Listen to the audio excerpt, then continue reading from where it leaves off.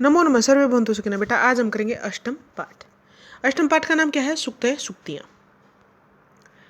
माता शत्रु पिता वैरी येन बालो न पाठित न शोभते सभा मध्य हंस मध्य बको यथा।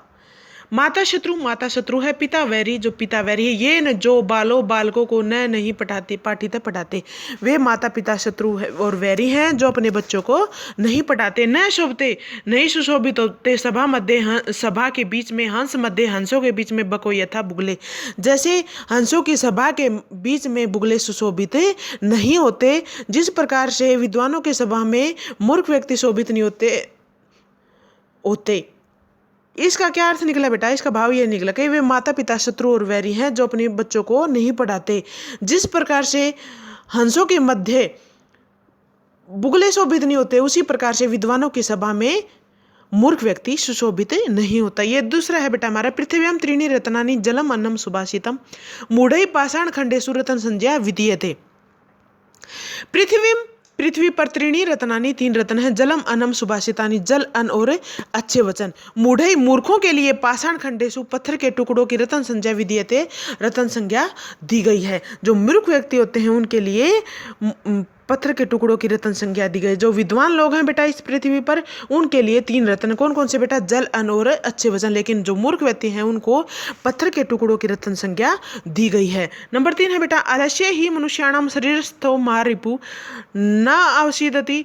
इसका क्या हो जाएगा बेटा? न अस्ति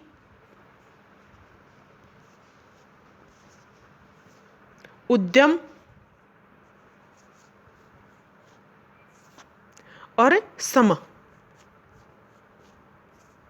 ठीक है बेटा, ये इसका वर्ण विच्छेद हो जाएगा, संधि विच्छेद हो जाएगी इसकी। बंधुक रीतवा न अवशिदति। आलस्य ही मनुष्य का शरीर का महारिपु सबसे बड़ा शत्रु है। आलस्य ही इस मनुष्य के शरीर का सबसे बड़ा शत्रु है। न अस्ति सम उद्यम समो, नहीं है परिश्रम के समान बंधु कोई भी कृतवा करके न अवसिदति दुख होता। भाई जो इंसान है, जो बंधु है, जो इस संसार में जो जीव है, जो वह परिश्रम करके न अवसिदति दुखी नहीं होता। परिश्रम एक ऐसी चीज है जिसको करने के बाद मनुष्य को दुख नहीं होता, लेकिन जो आलस्य है वो मनुष्य के शरीर का सबसे बड़ा शत्रु है। और एक परिश्रम ऐसा है कि कोई भी बंधु उसको कर करके दुखी नहीं होता। भूमे गरीयसी माता स्वर्गात उच्चतर पिता जननी जन्म भूमि से स्वर्गात अपि गरीयसति। भूमे गरीयसी भूमि से बड़ी है माता स्वर्गात उच्चतर स्वर्ग से ऊंचा पिता स्वर्ग से ऊंचा है पिता। जननी जन्म भूमि से माँ और जन्म भूमि स्वर्गात अपि गरीयसी इस संसार में स्वर्ग से भी ऊंची है। भूमि एक बार फिर बता देती हूँ बेटा, भूमे गरीयसी माता भूमि से ऊंची है माता, स्वर्गात उच्चतर पिता स्वर्ग से ऊंचा है पिता। जननी जन्म भूमि से जननी माँ और जन्म भूमि स्वर्ग से भी ऊंची है, सबसे बड़ी है।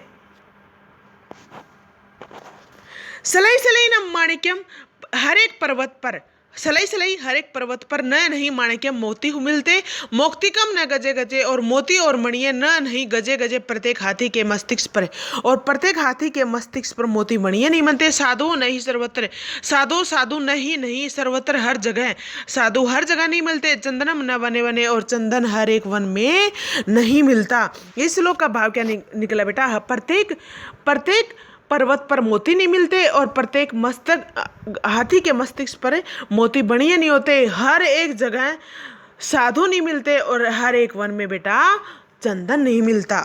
अगला है सुखार्थी ने कुतो विद्या विद्यार्थी ने कुतो सुखम। सुखार्थी वा तज्जेत विद्या विद्यार्थी वा तज्जेत सुखम।